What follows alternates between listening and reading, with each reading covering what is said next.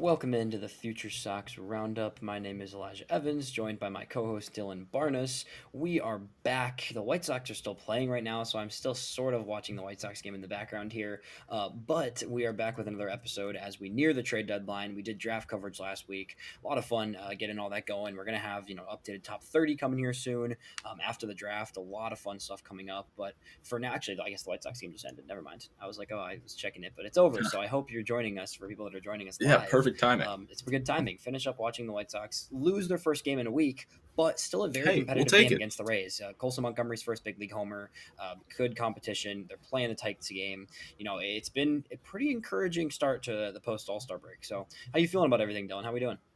It's been good. I had a lot of fun watching the White Sox over the weekend and yesterday, Yeah, and even today, dude. Like Colson Montgomery is just like I think it was like a 10 pitch at bat that he had against Rasmussen, and I want to say the fourth inning, his last inning of work, and yeah. then he turns around and in his next at bat puts a ball 360 feet down the right field line for his first big league homer, and he just continues to string together good at bats, and there's been less and less times where I feel like I'm watching him and I'm like, yeah, he's overmatched right now. Like, I know for a fact that he's not going to do something productive. Like, there are a lot of times where he's putting together good at bats. Even if it ends in a strikeout, he's still going up there, fouling off a couple pitches, running the pitcher's pitch count up, and it ends up being a productive at bat. So, yeah, I'm seeing a Yeah. lot of good things. Yeah, a lot of positives from Colson, honestly, out of the gate, and just from the team in general. These are competitive games; they're fun. I don't know if you saw that the White Sox that weird stat I think you posted. Yes, I saw it on your Instagram. It was Hmm. the cool like first four games out of the Yeah. break, first team to ever win all four games out of the break by more than 5 runs or some weird Yep. random whatever. But Hey, like, it's cool, man. We'll take it. I MLB mean, history. it's fun. Yeah. It's fun games. It's a fun team. They're playing strong. I still will never understand the refusal to play Caro and Teal in the same Yeah. games, but aside from that, they're playing pretty good ball, and really can't complain about that. And ultimately, Luis sat today. Everybody started freaking out on Hug Watch and Yeah. everything. It turns out it was just a rest day. I get each side of it. I get the whole, keep him healthy. He looked good for the last 4 days. Like everything that we're hearing and everything that I've heard is that they're still going to get something for Luis Robert. It's not going to Right. be what you would have gotten a year and a half ago. It's not going to be what you would have gotten in 2020 after 2023. Like, yes, like it's going to be a disappointing package considering his name. Can it still be a piece or two of serious value? I think so, man. I really do. So we're going to get to that in the second half of the episode. We're going to talk basically all the trade chips the White Sox have, who the teams that could possibly trade for them. We'll mention a couple prospects on the other side of people who we might be targeting from our view of prospects that would be of interest to the White Sox in any given trade. It's not like the crochet thing, right? Like you're not Right. making trade packages that are built around the third, fourth, and sixth best prospect in a system. Like that's just not Yeah. where the White Sox are. That's not what the assets are. Like if they were to, make a shocking move, okay, maybe there's a bigger prospect involved. Like most of these assets involved are going to be smaller type of trades. They're going to be more, either a AAA guy who hasn't gotten playing time and looks like he could be a decent piece, or a complex single A guy who has upside but hasn't proven anything yet. It's those types of players the White Sox are going to be getting. I'm hoping it's some really solid pieces that I like. I think there's also a chance we're going to get some trade returns in these deals that are players we might not even be too familiar with, honestly. Right. And like you said, it's so hard to predict return package for a relief pitcher. Like, I'm not gonna predict Yeah, Brandon Isert for a team's 58th best prospect. Like, it's just yeah. it could be anybody. So like it's tough for the packages that we've like sort of created. We've only really put like a couple names that we would be targeting in return, but we've got a list of about 8 or 9 names that the White Sox could be shipping out here in the next week or so. And That and what it comes down to, right, man, is like other than Luis Robert, right? Anything you get for any other player that we're going to talk right, about is essentially right, house money, right? You're playing yeah, with house money. Luis Robert, yes, you're going to be disappointed that you're not getting the elite package, right? Like I get it, but I also just beyond him, I think the rest of the guys you're looking at in this list, if you get anything, if you get a piece that's projectable, if you get the new 25th best prospect in the White Sox system, like cool, right? Like, and I think right, you're going to get a little yeah, more than that for at least for the Tauchman and the Hauser level. Beyond that level, then it's a bunch of flyers, really. But like whatever you get for a lot of these players, aside from Robert, is a net positive for what the value yeah. of these players was, either getting signed to a 1 year deal or being kind of guys that don't fit into the fold anymore for the White Sox, right? So it's a good situation to be in. Before we get to a couple top performers and then get into these mock trades, I do want to quickly mention the draft right now as a a follow up because we saw the official Right. signing announcements for the three prep picks, which was first rounder Billy Carlson, second rounder Jaden Fauske, and fourth rounder Landon Hodge.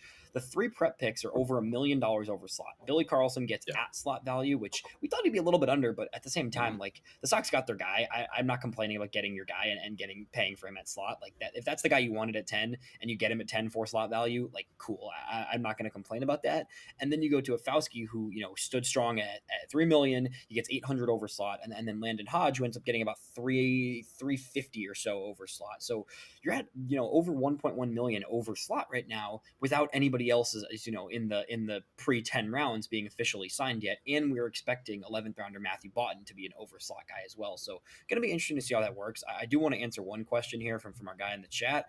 The interesting thing, so for those who don't know, there is basically a contingency bonus is what it's called in the MLB draft, where it's a $2,500 bonus that teams can either include in the initial signing bonus or they can defer it and pay it later, essentially. So the players are going to get that. So when you see these deals get reported for exactly Right. $2,500 under whatever, Fauski's was $2,500 under 3 million, Carlson's was $2,500 under the slot. Basically, that's the tip off that the White Sox are in a tight crunch with money this year Yeah. in the draft, and that players are still going to get that 2,500 eventually, but it's basically being used from a different pool to be able to save that little small incremental amount of money for the bonus pool. They'll still get that money. It's just going to Right. be a later form of it, and it allows the White Sox that that 7,500 that they save between those three players, holding on the contingency bonus for now. The player will get that later, but it will allow that more money for the White Sox bonus pool. It's gonna get interesting to see because clearly the White Sox utilized all the money they possibly could to make sure they got these three prep guys and they picked these guys, and this draft at the end of the day is going to hedge pretty heavily on these three high schoolers. Yeah, and I think James Fox put out something. It was like the White Sox have spent like 10.1 million, I want to say, of Yeah. their. I think you can spend up I think to it's 10.3 of 12.7. Yeah, 12.7 million. So looking at some guys who like predicting what their signing bonuses will be, it's gonna be pretty tight. I'm gonna be Yeah, honest, but for sure. The senior signs in rounds 6, 8, 9, and 10, I want to say, those guys are gonna get like maybe $50,000 if that. So like Right. you're gonna be able to shave into that million or so over slot that you are right now. But then the Boughton being probably like 300,000 over slot because his slot is only $150,000. So it's gonna be weird, but I think that they're gonna be able to get everybody to sign and not have to I do pay too. any taxes on anything over that Yeah, 5%. I think they'll stay within. I think it'll be tight for sure. Somebody asked about Kyle Lodis. My guess on Lodis is that it's going to be basically just him and Hodge swapping because Yeah. Lodis is a college guy. He was projected in that third to fourth round range. Hodge was, a lower ranked player, but being the prep guy, being an LSU Right. commit, right? That takes more money to sign. So I think they essentially are flipping the third and fourth rounder in terms of value. I think Lodis will be around an 800K type of guy, which is more like, the beginning of the late third round, early fourth round money instead of early third. So to answer that question, I think that's where he goes there. But I do think that there is going to be a little bit of a crunch, but I think they're going to get it done. Yeah. I think that at the end of the day, like they got their targets, and the first and second pick in the draft were the Yep. exact targets the White Sox had from everything we've heard. Like they got their guy at both the first and second round picks. You make that work. You make that work financially. Yeah. You can find ways to make it work. If you get your two guys that you really believe in the upside of, and they very much believe in Jaden Fauske and Billy Carlson, you find a way to make it work, and they're going to make it work. So we'll get all those signings here in the next handful of days. I know most of the draft class guys actually got out to Arizona today, so they're starting minicamp later this week, which is going to be exciting for sure. Yeah, it's gonna be fun to see a lot of the high school players get their first work in Arizona, and a lot of the advanced older college guys they shouldn't be in Arizona for more than a week or so, and then they're going to get shipped off to an affiliate, probably Kannapolis. You might see a few go to I think Lodis might go to Winston. Honestly. That's what we were saying, but yeah. I think he's probably the only one that's ready to go right away. Maybe one of the bullpen arms, one or two of the bullpen arms could. But. Yeah, but like it's going to be a lot of new faces in Kannapolis, and we're going to see a lot of the Kannapolis guys get promoted, which is going to be fun to see. So a lot of movement in the system over the next couple weeks, and especially with the draft and with the trade candidate or with the trade returns coming over. I assume that they're going to be a lot of low minors guys. Yeah, 100%. It's going to be exciting to see where all those guys go. Obviously, we'll keep you updated here at Future Sox. And if you haven't checked it out yet, I did a Jaden Fauski interview that came out yesterday. Yep. Awesome to talk to him. He really good dude and really just a true competitor at that age, and someone I think that the mindset is going to take him a long way in addition to the talent. We're going to have more interviews coming up. I've got Landon Hodge coming up at some point in the next week. Kyle Odis as well, hopefully. So we're going to have a handful of interviews here, and it's going to be cool as we keep covering this draft class. Heading into kind of just a brief look at the minors before we get into mock trades, because that's the main focal point today. A couple guys, we'll go down the levels that has been pretty solid overall. Coming out of the break, right? It's always good to see if guys kind of take a step forward, right? And coming out of the All Star break, it's a time where players can reset a little bit, they can have a little bit of time, and then sometimes guys really get going here in the second half, and that can lead to a promotion or even a big league chance in September call ups. If for guys in AAA, for guys in AA, even right, if you come out of the break and you really show a clear step in your progress in July and August, right? That can lead to a bump there towards the end of the season. So, starting in Charlotte, anybody that stick out to you, Dylan, in the last these few games, or even just had a little bit before break too? Brian Ramos was Yeah, the minor league baseball or I think it was the AAA or he was either AAA or minor league baseball as a whole third baseman of the week last week. I haven't looked yeah. at his stats but off the top of my head, I know he hit at least one homer. I've seen video of it, but I'm assuming had a good week. I don't know what the Yeah, stats are. he You went might have them in he front went of you. five for 12, three extra base hits in 3 games, two walks as well for Ramos. So nice to see Yeah. him in his first 3 games back just break a little bit. And I got somebody. I was on a different show earlier this week, and someone asked me, is Ramos still a part of the future? And like, it's hard to gauge because I think the organization is definitely stronger, in the infield side of things than in the outfield side of things right now for sure, and that makes it positionally a little bit tricky to kind of figure out what that looks like.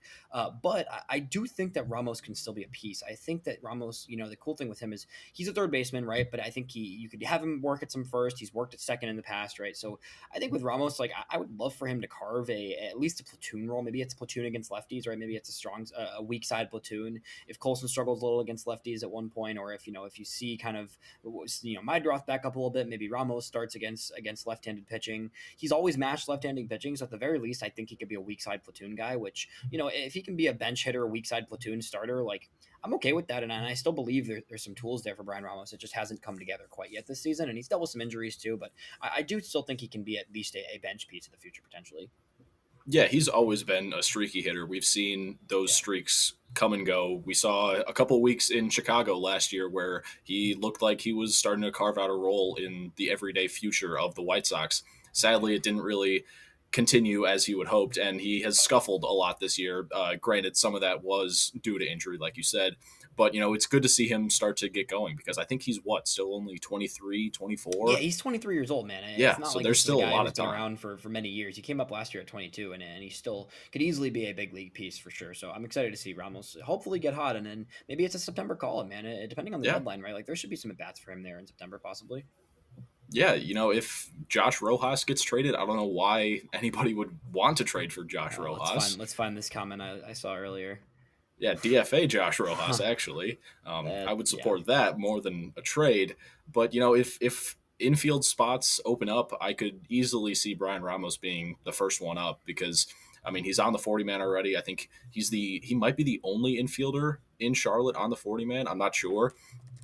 But there's some spots that could open up. You might even see him play the outfield. I know that there were talks of that in spring training about him Yeah. getting some reps in left field. Right I field, yeah. am not the biggest supporter of that because I feel like corner Hasn't gone infielders great in the past, but yeah, corner infielders playing the outfield position is not exactly it has not been good for the White Sox. But if they think he's athletic enough, more than Andrew Vaughn and Gavin Sheets, which I probably think he is. But if they think he's athletic enough to hold his own out there, I could see that.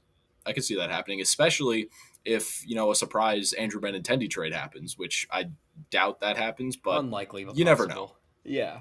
Some other guys in Charlotte, just briefly going through. Yoendris Gomez has been sneaky, really Yeah. good all season in Charlotte. This is a guy who's 25 years old and was a product of both the Yankees and Dodgers farm systems at one point in his early coming. He struggled at the big league level when he got a couple appearances here and there, but he really hasn't gotten a real shot. He's put up a 2.3 ERA in Charlotte this season and continues to have good starts. He's coming off of a 4 inning shutout start, his first game back from the break. So Gomez is someone who I think definitely can at least fill a bullpen role post deadline when you clear out some of these veterans. A couple other Jesse Schultens with his best start on rehab since getting back, so that was good to see from him. Obviously a very short amount of games here. We're talking about a 4 game span here, but going down to Birmingham. Sam Antonacci makes his way to Birmingham, man, and Sam Yay. Antonacci does what Sam Antonacci does, and Yep. I was lucky enough to break that one, which was cool, and he just, I mean, the dude just hits wherever he goes. He Yeah. just hits. He takes good at bats. He doesn't strike out. He just does his thing, man, and he keeps doing his thing. And in his first 3 games in Charlotte or in Birmingham, pardon me, 3 hits, another 2 walks, a stolen base, only 1 strikeout in those games. It's more of the same, honestly. It's more of the same from Antonacci. And I said this to you when we were just talking about it a little bit. I was like, oh, and there we go. I just checked the Birmingham box score, and Sam Antonacci is 2 for 3 and just doubled.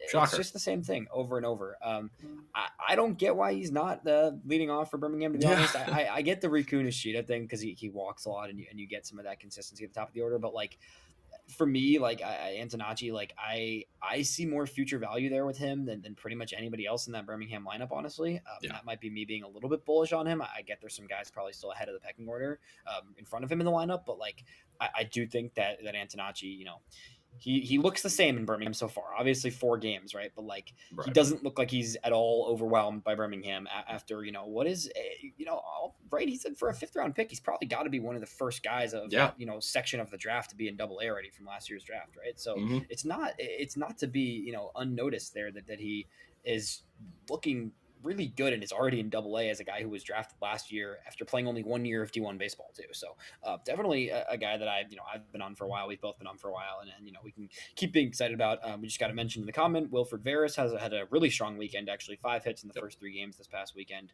Nice to see him heat up a little there as well. A couple other guys go to Matt Hogan rejoins Birmingham. Some other guys there doing their thing.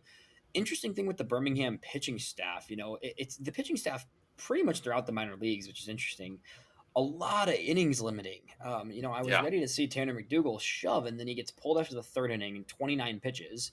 And then, we see Hagen go another 3 inning spurt where he still couldn't quite find the zone. Tyler Schweitzer is back in Birmingham. He had a great start, but only 3 innings as well.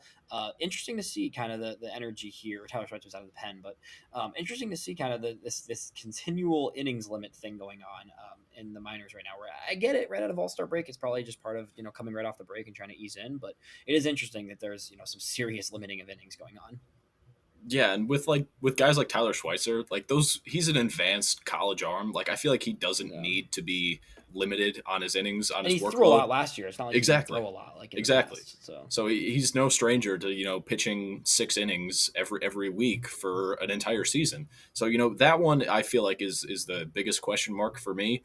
But then like Hagen and Tanner, those guys have dealt with injury in the past, and they're yeah, coming off of their, I don't want to say they're, especially with Tanner, he was coming off of his worst season, and then Hagen was college draft pick. He was gonna get a slow start into his professional wow. career.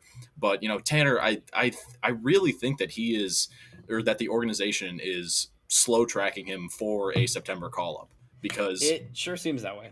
yeah, because when you're limiting a guy who has a sub 2 ERA in Birmingham to 3 innings per start, like something is going on there, because they're not going to limit his innings if he was just going to waste away in Birmingham Sure. the entire year. Because then if he was there the entire year, you just shut him down at the end of the year and say, all right, Right. it's 4 weeks before the season is done, but Yeah. you've hit your innings cap, and we're going to shut you down, make sure that you don't overexert yourself, lose any Right. of that good momentum that you've built this year. So I think that we're gonna see Tanner McDougal, maybe not like the day after the All-Star break, but like, or I the think day it's after the trade September. deadline. Yeah. Yeah, it's probably September. But it could be a bullpen role. If there's a surprise Davis Martin, Jonathan Cain, and Sean Burke trade, maybe out of the rotation. I doubt it, but I think we're going to see some of these advanced arms start to get bumped up. Yeah, I think so, man. I do think that's going to start to happen here. I think McDougal's going to come out of the pen in September, and I think it's going to be pretty cool to see. It's another guy who just has electric stuff, and I think that, considering he's Rule 5 eligible in the winter, he's going to have to go on the 40 man Right. anyway. So I think the White Sox add him to the 40 man. He debuts out of the bullpen for a handful of innings in September, and he goes into next year with completely fully in the mix of a rotation spot, for the 2026 White Sox. And same thing with if Noah Schultz can get back in a groove and get healthy here. He's going through a tiny little knock up here, but nothing crazy there for Schultz. But I think there's a lot of young guys that are going to be competing for the rotation next year, and it's going to breed competition, and that's a good thing to have going into next season for sure. Yeah, and then you got guys coming off of injury like Mason Adams and Drew Thorpe, where those Right. guys coming into the year were, I don't want to say penciled in to the White Sox bullpen or White Yeah. Sox rotation. I know No, Thorpe for was. sure. Adams would have been fighting for a spot, and I think he honestly would have won the spot out Yeah, of I spring agree. training just because of how Or at least how soon good Mason after Adams is. the start of the Exactly, year. Yeah. exactly. There Yeah. wouldn't have been a Savali trade, Adrian Hauser Sure. signing. Like he would have been the first guy up. Right. Exactly. Before we move on to Winston, you want to tell me why Zach Franklin's in Birmingham still? Because I'm not sure. No clue. No I'm clue. not sure. Absolutely no Yeah, clue. yeah, I'm with you, Drake. I think 100% that Zach Franklin should not only not be in Birmingham, but like if you wanted someone to Charlotte for a little, sure, but like I'd be perfectly fine with a guy like Zach Franklin, his archetype, going straight into Chicago's bullpen, Yeah. after the deadline or at least in September, if not after the deadline. So I think he should debut this year. I don't see why not, but we'll Yeah, see what I happens want there. to see his fastball just like shape because like Yeah, everything I've read about it and it's seen, stupid. it's nutty, and I just want to Yeah, see some metrics on it to know yeah. how good it actually is. Yeah, I'm curious for sure. Heading to Winston, pretty solid start to the second half for Braden Montgomery here.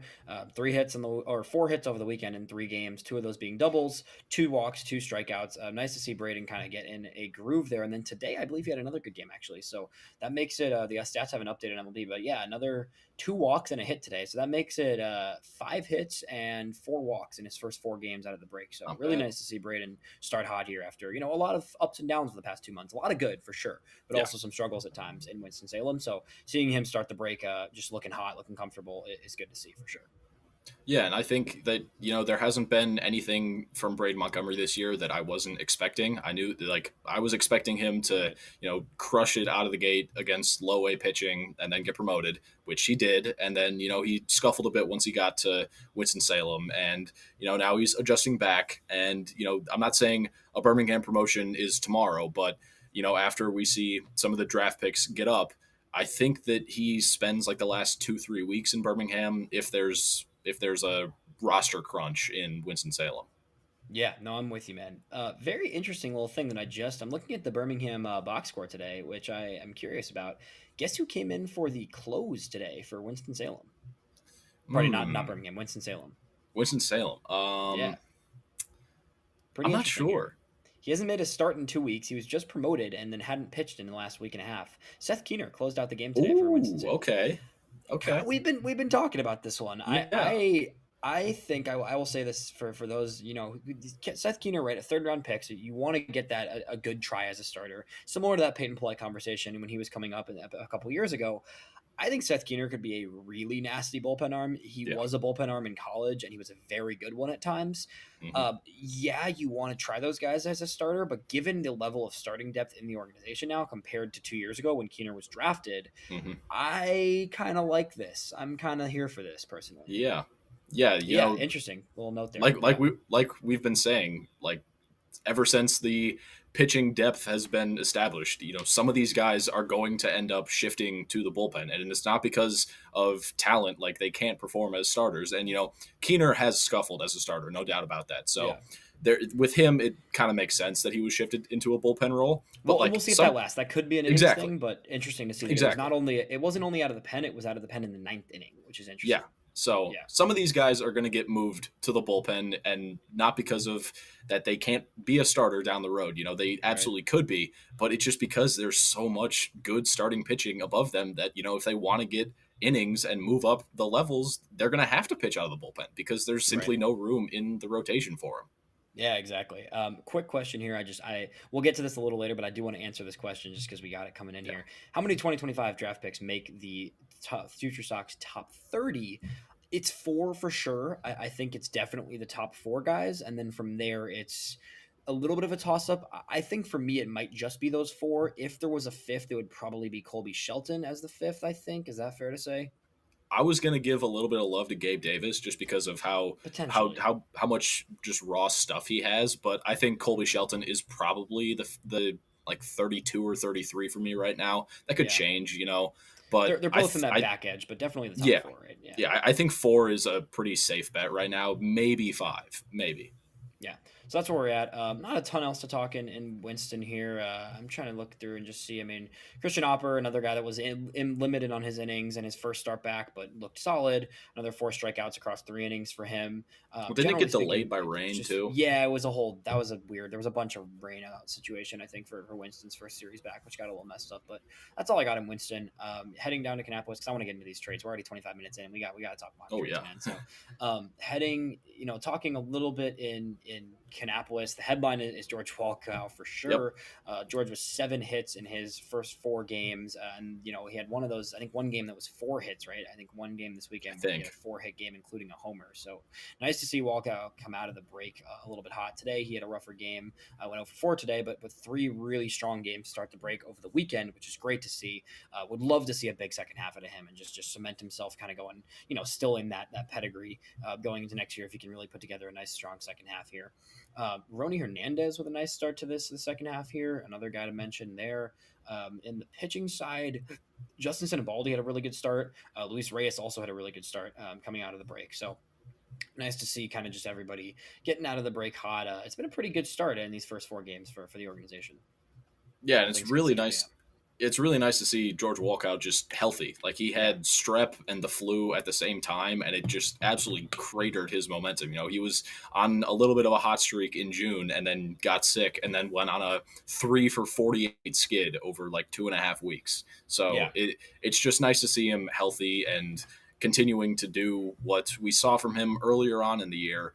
But hopefully, like you said, this continues throughout the rest of the season, and we start to see some more stat line or like box score stuffing from Walkout because I was talking to some people about this like just the other day. If you told me preseason that George Walkout would have a strikeout rate hovering around 25% on the year, I would have thought that he Yeah. was Right. killing the baseball and Right. For was sure. probably already up in Winston Salem. So Yeah. it's just very weird because there are things that he has done better this year, but there are also things that he's done worse. So if he can just sort of find the middle ground between those two, I think that he's gonna start his rise through the system in 2026.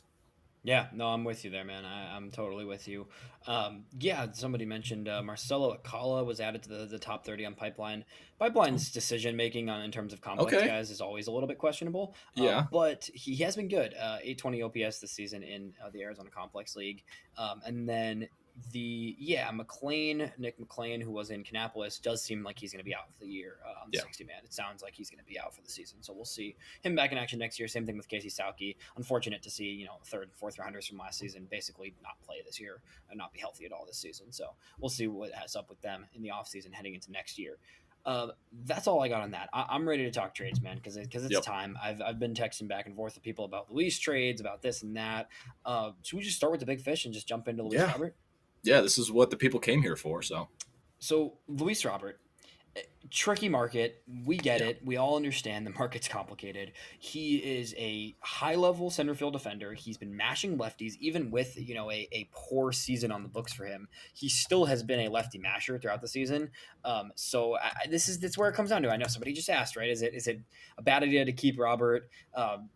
Risk a second half, trade him in the offseason? Like I personally am on the side of just cutting bait and just saying you get what you Yes. get this deadline. Realistically, I don't know if a team is trading for him knowing it's a $20 million option next year, given the season he's had. He'd have to really tear it up in the second half and stay healthy. Right now, if he can do another week of what he's done the past handful of days, and at the very worst, he's a weak side platoon player, right? Because a contending team knows the risk they're taking. But if you can guarantee a strong defensive center fielder who will hit lefties well, you're going to get something still for him. Yeah. And you're going to get something still for him, especially if he does what he did this weekend for another week. Yeah, but the thing that I have been like sort of racking my brain around Yeah. is the outfield market this year is Kyle Tucker and then pretty much nobody else. Like That's you it. could make a case for Luis Robert being the second best outfielder that would hit the open market this year if his option does get declined. So for Yeah. me, I could very easily see a team gambling on that 20 million and just being like, all right, there was something there 2 seasons ago, and if he has a strong second, if he has a strong last couple months for that team, they could be like, all right, we found something here. We're not going to let him go and test the open market and probably sign with a new team because if you decline the options, he's not exactly going to be inclined to stay with that team that declined the Yeah, option. sure. So I genuinely think that if he has a hot second half of the season, you could see that option get picked up. I don't think that's likely though. I think he's Right. viewed as a rental, but I'm not saying it's going to happen. Just saying But it's a if you possibility. it is possible, but if you're viewing him as a rental on the market, right? What does that market look like? Because you've got to be, in my opinion, and we talked about this before recording, right? Like I think that a team trading for him wants to be playing him in center field because that's Yeah. where the value is coming from at the very least, right? If he doesn't hit and he still is kind of in this what he's been doing all season at the plate, you have a defensive player in center field and a guy who's going to steal some bags and a guy who will play a good center field for you if you need him in the playoff time, right? That's what it comes down to. So like I don't think that some teams that might on paper be a fit for an outfield bat are worth trading for him when they don't have a spot in center field, right? So the Padres, for example, are one team that comes to mind. Like they need an outfielder. We're going to talk about them later because I think there's some other players that can fit really well with the Padres. I don't see them trading for Luis Robert when they have Jackson Merrill in center field and when Luis Robert would be a left fielder at that price with that much risk offensively. I think the teams that trade for him have to be a clear contender, and B, a team that can afford to have the risk of him only being a platoon bat, right? And C, a team that needs a center fielder, right? So it's a Right. multifaceted conversation. It's complicated to figure out who actually is a fit for him. I think we're both in agreement there's two clear teams. And beyond those two, we could get shocked, right? For all we know, that the Brewers could be like, screw it, we're actually going to spend some money for Right. once. And they're Yeah. going to, but like, I don't expect that to happen. There's two teams that really make sense for Luis Robert, right? Yes, it's the Phillies and the Mets. Two division rivals. They're both going head to head for the top of the NL East right now, and both of those teams have expressed interest in Luis Robert in the past, and both of them could really use a right-handed hitting good defender out in center field. The Phillies have basically all but said that they are looking for a Luis Robert type at the deadline. They wanted Yep. a right-handed hitting center fielder. So if that doesn't connect them to Luis Robert, I don't know what will. But like you said with the Padres, it's AJ Preller. He could offer something that Chris Getz didn't even think was possible, and he could just take it and ride off into the sunset. So I'm not ruling the Padres out in any trade discussion ever, just because of how ridiculous AJ Preller is with throwing prospects seemingly everywhere. So I do think it's the Phillies or the Mets, though. I think those two make the most sense, and I think they're two teams that are like they're going to be all in. Like those teams are, Yeah, are going to go for it. Like the National League is such a crazy situation because you've got the Phillies, the yeah, Mets, the Cubs, and the Dodgers who are all in. Like none of yeah. those teams are going to pull bullets in terms of what they need to do to make their team better. I think you're going to see a really interesting. I mean, the Phillies just gave freaking Dave Robertson a $16 million Right, prorated contract after he hasn't pitched in for 3 months and he's been sitting on the market because, I think they would be, the type of team where like they'd rather just eat the money and spend to get right. a bullpen pitcher like that so then they can allocate some prospect resources towards getting a big bat, right? So Jaron Duran is another one that I think both the Mets and Phillies will be after. So I think both those teams would prefer Jaron Duran to a Luis Robert. But if the price is too high for a Jaron Duran or if one of them gets beat by the other one, then you can pivot to a Luis Robert where you don't have to trade a top asset like an Andrew Painter and the Mets wouldn't have to trade a Jonah Tong, right? Like there's going to be this interesting dynamic where you don't need to trade an elite asset, but you got to give something still to get a guy who plugs into center field for you immediately. For the Mets, right? It's a funny thing because Jeff McNeil's been playing center field. I don't know how much Yeah, you've seen that, but like he's been yeah, sneaky decent in center field. So the worst case scenario is Robert's your platoon, your weak side platoon center fielder. Best case scenario is he's your everyday center fielder, even if it means he hits 5 against lefties and then slides down to their 8 or 9 hole against righties. There's a deep lineup there. If Luis Robert's your right. 8 hitter in the playoffs against righties, like I'm not mad about that personally. You can take that risk, Exactly. right? And I think a lot of the struggles that Luis Robert has been having the past couple of years is because there's not a lot of protection around him. And we've seen him perform better the last couple weeks. I think since June 6th, he's got like a 125 WRC plus, something like that, which Yeah. is great for the type of the streak that he was on at the beginning of the year. It was not looking good. But if some team thinks that, all right, he's going to be their everyday center fielder and he's in a lineup with good protection around him, I think that team walks away at the end of the day feeling like, all right, yeah, we got what we wanted, and he's a productive piece for them. Yeah, no, I'm with you there. So when you look at each of these systems, for me, right, the Phillies, Andrew Painter is not happening. Aiden Miller, Yeah, I don't think is happening for Luis no Robert at this chance. point where it's at. Even Eduardo Tait, probably not happening. I don't think it would make sense for the White Sox. Anyways, you don't need to add another No. catcher into the system right now. Arun Escobar is the one I'm circling and sending into the Phillies. I would love an Arun Escobar for those who are not familiar. Obviously, we Dylan and I are a little bit more prospect nerded out than the average Yeah, person, so I should give some just a context here. bit. Just a bit. Arun Escobar is a 20-year-old international signing out of the Dominican Republic, I believe, or Venezuela. Pardon me. He played in Yeah, the DSL. Venezuelan signing was a mid-level signing, not a high-end international signing, but absolutely dominated the Florida Complex League yeah, last year. It's funny because the DSL numbers are just so misleading. He had a pretty mediocre start to his career in the Dominican League, but then right. comes over to rookie ball last year. 976 OPS in rookie ball last season, really just tore it up. Very good approach last year, barely struck out at all. Flashed some power here and there, but then this year, in single A, he really just entered that top 100 prospect category this season, which it still might be a reach, and honestly, at this point for Luis Robert, but that would be my target guy. 20 years old, up in high A now. Second base profile, could maybe play some third, but probably more of a second baseman. I think it's a somewhat comparable to like a Heral Perez, but I do like his profile overall a little bit better than Heral. That would be the target guy. If it's not Arun Escobar, where are you pivoting in the Philly system?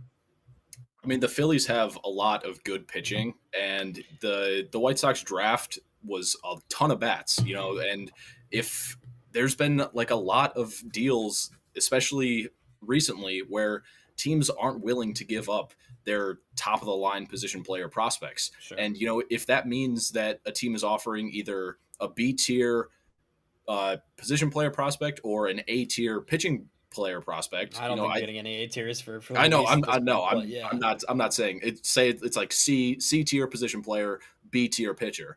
I would be shocked if the White Sox don't take that B tier pitcher and just Yeah, I hear hope you. that he can just turn into something good down the line. Whereas the C tier position player, it's probably not anything more than organizational depth. Yeah, no, I hear you for sure. That's why like a Moises Chase could make Yeah, sense. He got hurt, but was having a really good start to the season in Double A.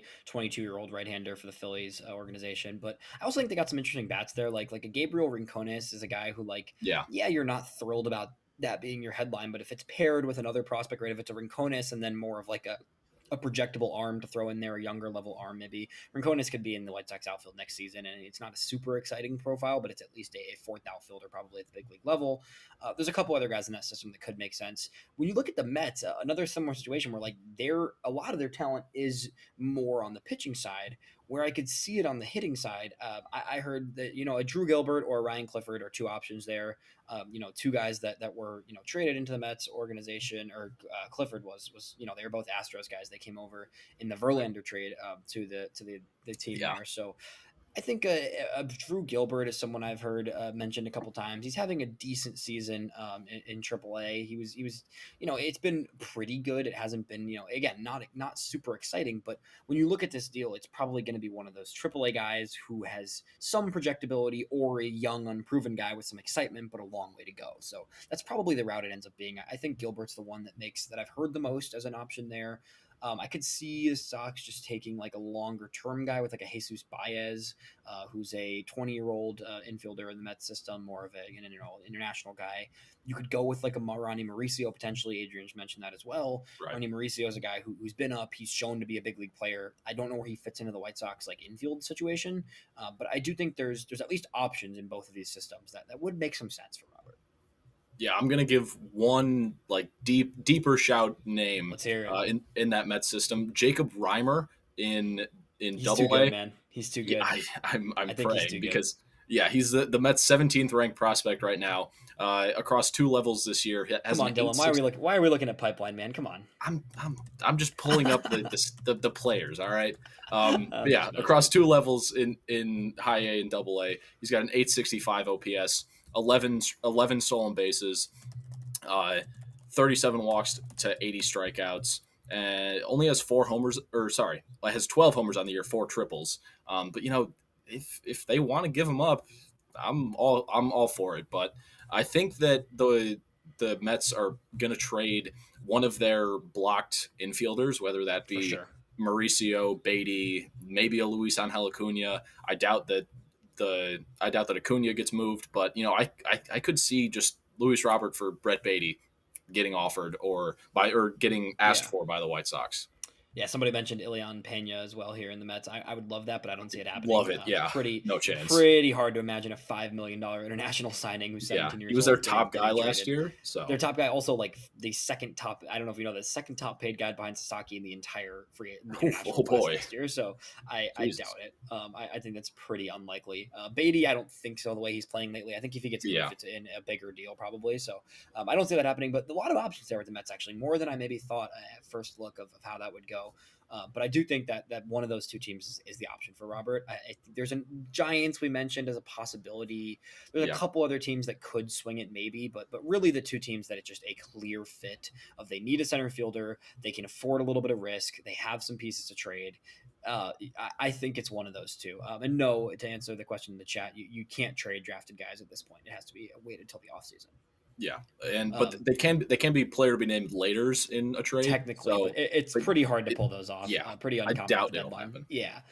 Moving on to our next, asset here. We can talk about them in tangent too, because I think the two other pieces that are rentals, but are actually going to get. Actually, Tauchman's not technically a rental. Mike Right. Tauchman and Adrian Hauser are both going to get a legit return here, which is pretty great. And honestly, some good moves by Chris Getz. Tip of the cap there. Yeah. Two guys that you brought in on pretty minimal deals that are going to be moved for legit pieces, and they both will have a lot of suitors. Starting with Tauchman, who do you see as the clear fits for Mike Tauchman potentially? I think the Houston Astros could absolutely use and would love a Mike Tauchman in that lineup. That I was looking at their lineup a couple days ago. How is that team in first place? Like It I makes no genuinely sense. They I just don't find her. I mean, understand it. Jordan's been hurt all year. Pena's on the IL Exactly. now. They've been without Luis Garcia and Christian Javier all season. Lance McCullers is, who knows. Right. They're just like the Astros they're something else, man. They develop and find ways to It's win, and just ridiculous. consistently every year, man. It's crazy. Yeah, so I think the Astros are one. We mentioned Philly for Luis Robert. I could see them for Mike Tauchman too, and San Diego. I think is the Yeah. clear fit for a Mike Tauchman because, like you said, they have Gavin Sheets in the outfield right now. I'm sure they would love to replace him with a Mike Tauchman. So we're going to talk about a little bit of a package deal later on. I don't know. We can talk about it right now. We can just jump into it. I think I said Yeah. this to you before recording, and I think the most perfect trade ever for a Padres team that is not at the they aren't playing well enough to really go all in this season, Right. but they're also not a team that's going to sell. They're still very set up for the next couple seasons. Mike Tauchman and Corey Lee. I just think it's like the Bingo. most perfect package for the Padres. Yeah. They need a catching. They need catching help like desperately, and they haven't been Yeah. able to plug left field all season. The two things they need to add are an affordable left fielder and a catcher. Corey Lee probably is their starting catcher like tomorrow, I which think is so. crazy to say Yeah. considering he can't even crack the White Sox roster right now. But like he could legit start for the Padres, and then Mike Tauchman would be their left fielder for the rest of the season. Mike Tauchman would Yeah. instantly be a huge upgrade over whoever they've been running out in left field. Obviously, you'd rather have Sheets playing DH more and then Tauchman in left field more compared to the other options they have there that are pretty minimal. So the Tauchman to San Diego fit, in my opinion, is just a perfect fit. What do you? Would you like to guess? Would you like to guess who the Padres' starting catcher is right now? I honestly, genuinely could not tell you. It's either Campusano, who I think is in AAA right now, Nope. and then who are even the other guys on that roster? Oh It's boy, got to be. this catching is it- room is it's awesome. Diaz or it's Maldonado still. It is Maldonado's still it is catching for them. Martin Maldonado. I Their mean, catching really, room. Their catching yeah. room is Martin Maldonado and Elias Diaz. Elias Diaz, So yeah. Corey Lee could start tomorrow, like you said. Yeah, they should make this trade like today. I Yeah. think the Padres, the Tauchman trade makes a lot of sense. I also think the Astros make a lot of sense for Tauchman. Like you said, I think Yeah. those are the two best fits. Philly, that could be an option if they miss out on a Durant, if they miss out on a Robert, right? But I do think they'd rather have a little bit more of a defensive center fielder focused guy, right? And Tauchman's played some center, but I don't think you want a 35 year old No, netting no. center for you in the playoffs, right? His speed has absolutely cratered this year. It's like in Yeah, that it has. eighth Yeah, percentile. So, right. but I genuinely don't think that Boston moves any of their outfielders. So I think that Philly could be a fit because of the lack of left-handed outfielders on the market right now. So I'm not saying it's going to happen, but I think that there's a lot of outfielders that Yeah. the White Sox have that the Phillies could use. You know, we're going to talk about Michael A. Taylor and Austin Slater here in a minute. I would not shock me if the Phillies get one of those guys either. Yeah, no, I'm with you. I think the Phillies could be a fit for a lot of different players from the White Sox, Yeah, honestly. But I do see San Diego and Houston as the two very obvious Mike Tauchman fits, where they don't have the best systems. They're not going to be huge guys. I think for for like the tricky thing with the Padres is their system is very pitching heavy right now. Beyond their yeah, top two, obviously DeVries, Salas not in the play here. Beyond that, it's definitely pitching heavy. I if the Sox could pull off like a Braden Net, even if you're going to go pitching, who has been kind of one of their yep, breakout guys this season in Double A, that'd be amazing. If you want to go the hitting route, I would definitely take a flyer on like a Cobb Hightower, who was a third yeah, round pick last year. A guy who's struggled to start his professional career, but a third round pick of the high school last year, and is someone who still has a lot to like there in terms of the hit tool and just an overall athlete there. Kavaris Tears is another one I should mention, who I think has been okay this year in Single A, but was a fourth round pick out of Tennessee last season. So I think that the Padres, if you can get a solid piece like one of those names I mentioned there for Tauchman, I'm very content with that.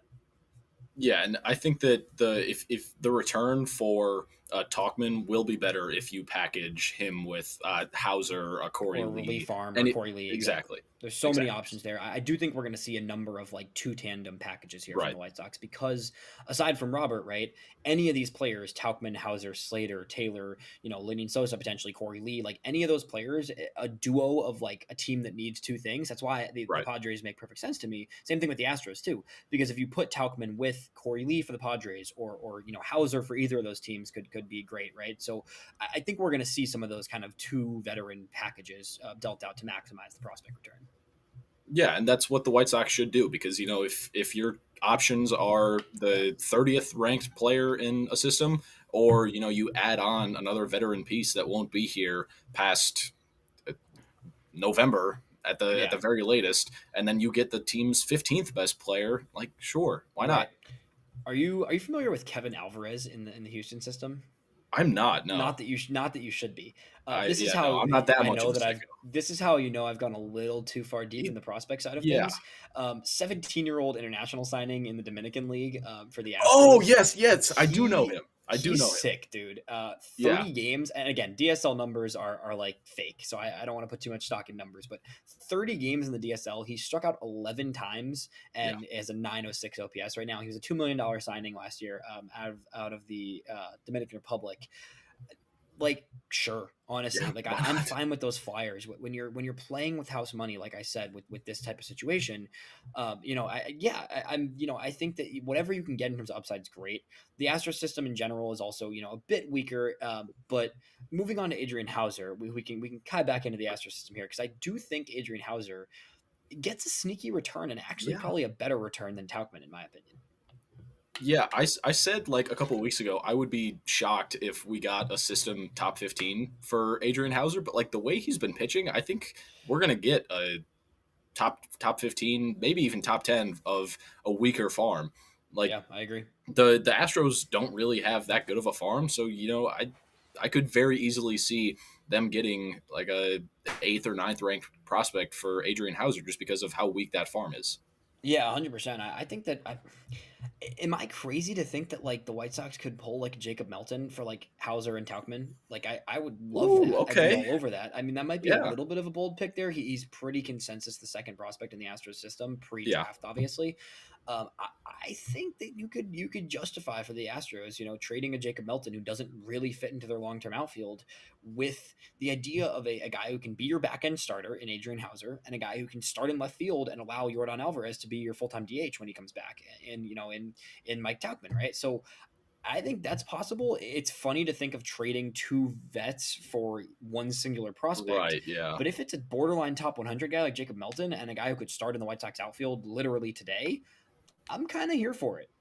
Yeah, I'm gonna give a little bit of love to a pitcher in the Yeah, Astro I'm system, curious who you got here. Miguel Yeah, Ulola. I don't know he's how to good. pronounce his name. He's gross. Ullola. I think that he should be up in the Astros rotation like today. Like he is Yeah, they don't very have room. very easily the best pitching prospect in the system. In AAA right now, he's got a 3.5 ERA across 69 innings. I think he's hurt right now, which is a bit weird to see. But 89 strikeouts in those 69 innings. Has struggled with command, 50 walks in those 69 innings, but only 50 hits allowed. So, he's got Yeah. great stuff. And if the White Sox can figure out a way to get him and just hone in on the command, he could be a very good piece for the White Sox in 2026 and beyond.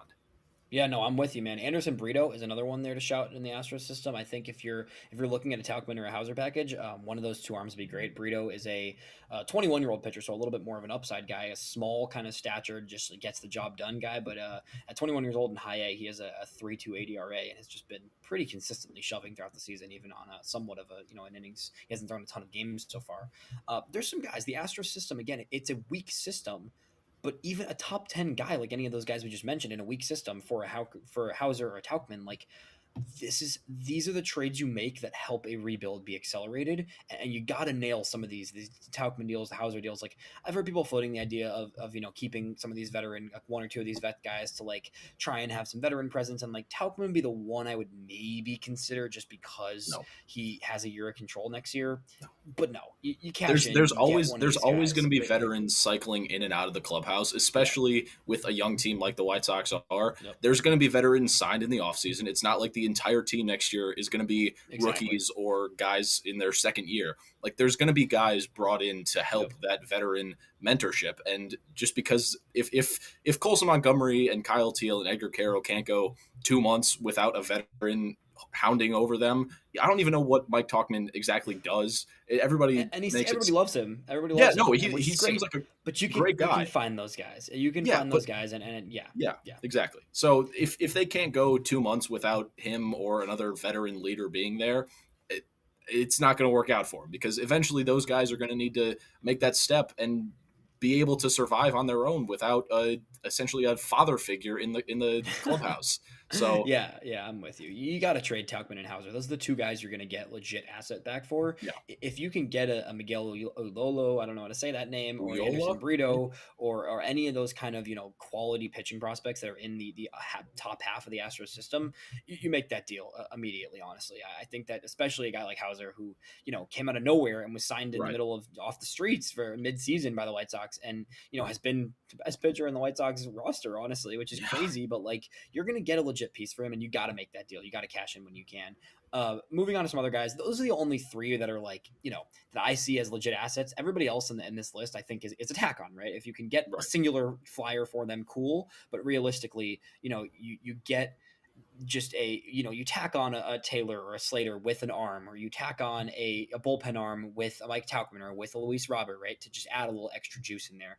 Starting with Michael A. Taylor, Austin Slater, those innings should be Brooks Baldwin, etc., whoever else you right. want to fill the outfield with. Like you don't need those guys getting innings anymore. Even if it's Will Robertson, whatever, like sure, like those innings don't need to go to those two anymore. Who do you see just quickly as the potential fits for a Slater, for a Taylor? For Slater, I have the Padres written down. Their outfield room is awful against left-handed pitching, just because they have two lefties in there with Gavin Yeah. Sheets and Jackson Merrill. So he could very easily slot in as the platoon with Gavin Sheets in left Yep, field. Like I said, instantly. Gavin Sheets shouldn't be in left field. He And also then shouldn't be Michael playing A. against lefties. That too. That also Right. also true. Michael A. Taylor to the San Francisco Giants makes a lot of sense. He's been playing more corner outfield than he has in years past. So Yeah. if they want to get a good defender to play that cavernous outfield in San Francisco, he makes a lot of sense for them. And they seem to be going all in this year. I'm not saying that they're even going to make the playoffs, but like they seem to be buying this year, and he could very easily be a good piece for that lineup to add. Yeah, definitely.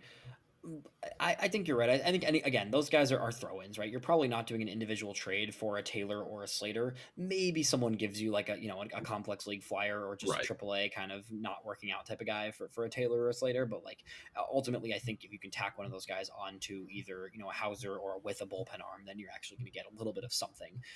Lenine Sosa, we floated the idea. Maybe.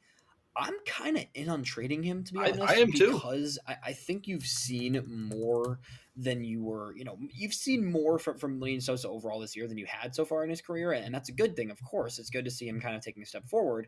But at this point, he's already entering arbitration, as crazy as that sounds, Yeah, soon enough that's here. ridiculous. And the White Sox have a situation where like the infield is kind of getting a little bit deeper, Right. and there's some options there, right? You've got Miguel Vargas, you've got Chase Meidas, you've got Colson Montgomery. We talked a little Brian Ramos earlier. You've got a number of guys who are going to get some innings there, and Sosa, if you can get an asset for him, I'm very open to the idea of trading him, even though I'm not sure where the fits are because there's not a ton of need for non shortstop infield among contenders. Yeah, Adrian Yankees just are good said it shout. in the chat. That's a good shout. Yep. Yankees are the team that I have on my radar for Lenyn Sosa because they just DFA'd DJ LeMahieu a couple weeks ago. I think it's Oswald Peraza is their starting third baseman now. It's some guy who shouldn't be playing every day at third base for Yeah, the it's New York Peraza mostly. Yankees. Yeah.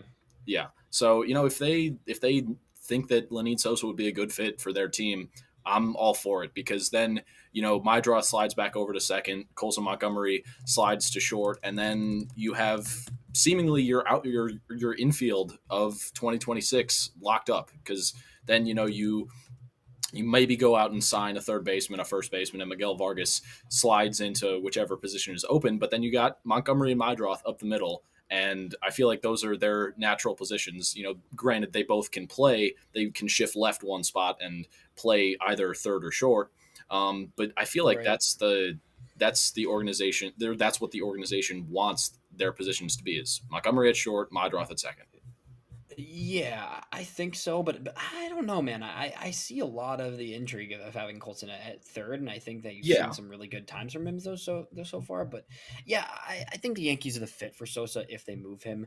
I don't think they move him. I actually like that shout here from Jamie in the chat too, as a Rays shout. I think that's a type of bat the Rays could add as just a yeah, depth guy, a guy who can kind of be a rotational infielder for them and just fill a couple holes, play a game at second one day, play a game at third one day, just kind of be the kind of rotating guy there for the Rays, which I could see that as well. But I do think the Yankees are probably the best fit there. With that said, I think the Yankees would rather pay up a little bit more for an Arenado or even for Brian Eugenio Hayes, Suarez. who's a little bit less. Obviously, they want Suarez. Everybody wants Suarez. Every single team in Yeah, the league wants Eugenio Suarez at this point. It seems like, yep. but I think that Sosa's at least one to consider. But I don't. I'm not like expecting him to get traded. I wouldn't say, but I do think, he'll be he should get traded. I think. Yeah. I think he should. I don't know if he does though. Yeah, I think that it's sort of like the in between where if he gets traded, I'm not surprised, but if he doesn't get traded, I'm also not surprised. But I would Right. honestly like to see a move for him from No. from the White Sox trading Sosa. But yeah, I don't think that the Yankees fans would be very happy Yeah. with Comment in the with chat here saying Sosa. Yankees fans would be unhappy with Sosa. Yankees fans would be very upset. I think. No, once they see him chase a slider that's halfway in the left-handed batter's box, they're going to be calling for a DFA. But Yeah. yeah, if they end up trading Sosa, I think that they're going to get at least something of value. But Yeah. if they I'm end with up you. keeping him, it would not shock me either. Yeah. Bullpen arms, real quick. I don't think we need to talk Aaron Zavale. I think if he gets moved, it's just a throw into another deal. Yeah, Bullpen arms, though, I think the three that are the most likely is going to be a Steven Wilson, a Dan Altavia, and a Brandon Eisert. I think is that fair yeah, to say? I think that's where we're at. I yeah. don't think you move a Mike Vassell. I think you hold Mike Vassell. He's Right. been great. Jordan Leisure is really turning a corner. I'm happy to see him kind of finding his groove. I think Leisure and Vassell will be part of next year's bullpen. Obviously, Grant Taylor's not going anywhere, of course. Right. I think Wilson, Altavia, and Eisert are the three that are most likely to get moved. Wilson, I also could see staying, given that he's got a lot of control still at this point, and he has been very solid. Yeah, and I don't think that Tyler Gilbert or Cam Boozer get moved just because you gave up something for Right. him That's to get them in the neither. offseason. Yeah. So Gilbert's been I solid and actually. yeah, Gilbert has actually been really solid lately. Yeah, very. But like those guys, they still have control left. And I don't think that you're getting a lot more in return than what you gave up for him with Boozer, especially not just because of how bad he's been. And you gave up a DSL All Star in Yoiker Fajardo for him. But you never know. Some team could want a lefty specialist out of the bullpen for a couple years, and Yeah. one of them might get moved. But I think Isert, Altavilla, and Steven Wilson are like the highest chances of getting moved. But if another guy got traded, it would not shock me at all. If Tyler Yeah. Alexander gets moved, he was really good today. I was surprised to see him strike out I four actually think batters. Alexander could be a sneaky target to add Yeah, into either Hauser or Robert or Tauchman kind of package with one of those guys as a guy as a fun kind of funky reliever that I do think a team could get some early innings out of probably. yeah. So if there's another bullpen arm or two that get moved that isn't Mike Vassell or Grant Taylor, I think I wouldn't be surprised by that at all. Yeah, no reason to talk further on where bullpen arms will go. Every for for people who aren't that familiar with the deadline, like every single contender will add a reliever from Yeah, somewhere. at Who least they one. add, what they pay for, you never know. It's To about answer, time though. It's about time yeah, that the White Sox get a complex league phenom, and he just it turns goes around off. and Yeah, becomes a stud. Like that would be fun, man. we've I been mean, hey, screwed by Aldrin Fernando Tatis. Batista for sure, but Hey, yeah, that's very true. But like, I want like a relief pitcher being sent out for some 16-year-old kid in the Dominican right now, and he ends up being the White Sox best player in 2032. So oh it, man, it's yeah, I yeah. I'm with you. It'll happen. It'll happen one of these days. yeah, Sounds like we just I'm, missed a I'm Birmingham hoping. walk off. Good to see in Oh, Birmingham. did they? And you know what that inning started with in Birmingham in the ninth inning? A Sam Guess who Antonacci walked? walk. Sam Antonacci walked. Yes, It I knew just, it. I mean, come on, that's classic. It's too classic.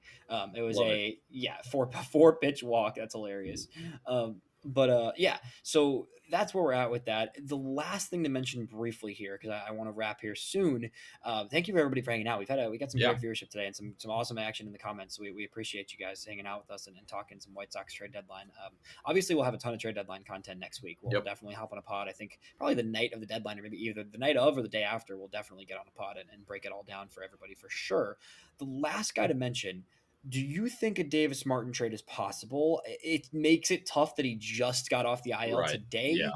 Do you see a team taking a flyer, and would you be okay with moving Martin given the other pitching that is throughout the system and the team right now? Would I be okay with moving Martin? Yes.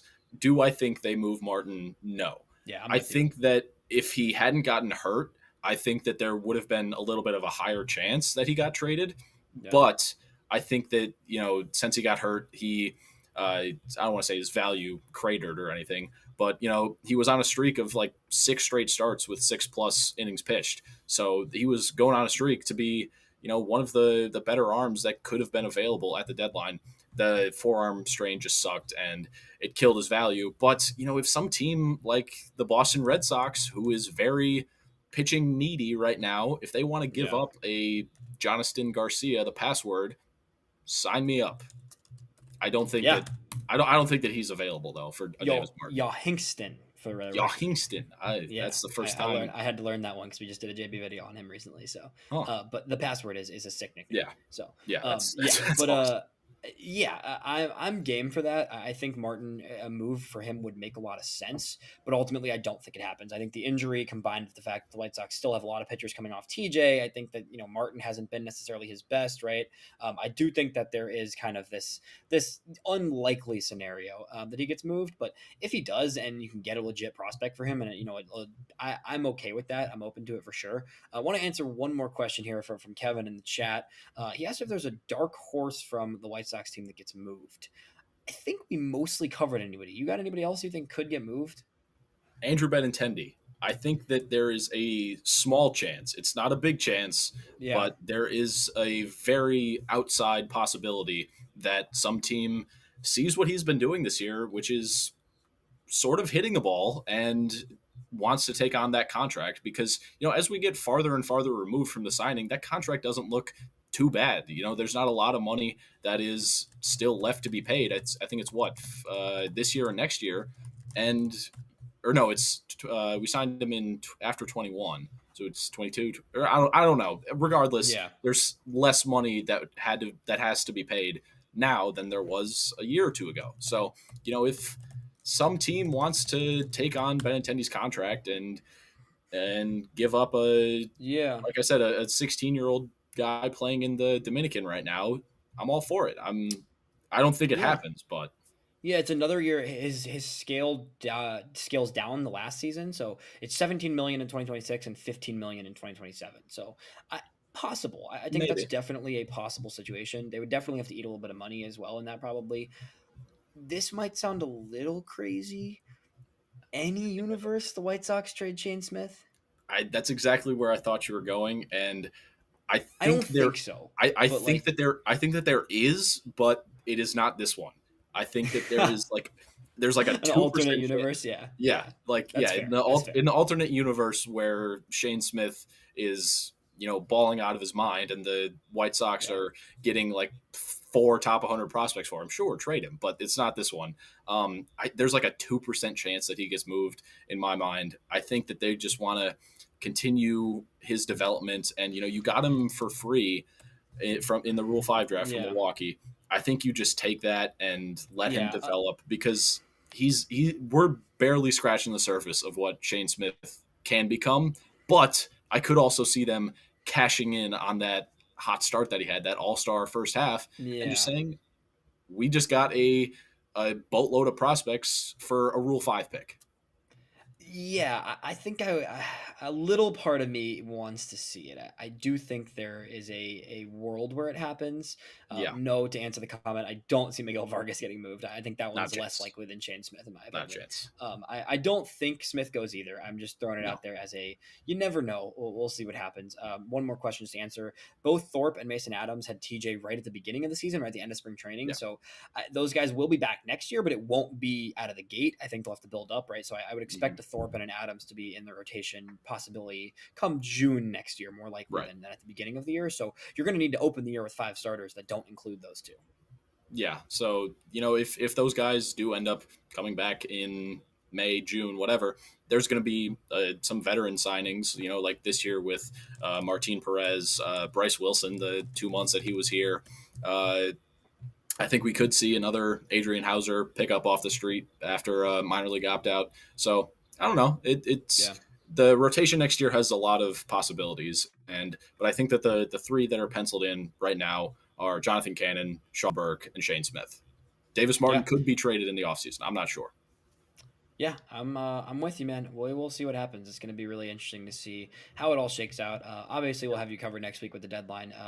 It's going to be, I think, it's one last question just to answer here. A king's ransom for Mike Vassell, I think you take. I Sure. just Yeah. nobody's sending a king's ransom for a Right. reliever, an early reliever, no matter how good he's been. He has been great, but anyways, we will keep you guys updated. We'll talk next week. This has been a long one. Again, thank you to everybody for hanging out. It's been a super active chat tonight. Maybe the Yep. post White Sox game strat will be our new time zone. If people like Yeah. that, let us know. Respond on Yeah. Twitter for sure. If you prefer a little bit of a later night pod where it's after the game's over, where I'm definitely down to do that because it's only 7:30 my time. So for you, it's a little bit later. But Yeah. It's I'm 9:30. 100% down for the late night, the later evening pods. I always enjoy doing that sometimes actually. So yeah, thanks Yeah. everybody for tuning in, and we'll talk to you next week on the Future Sox Roundup. Appreciate it, guys.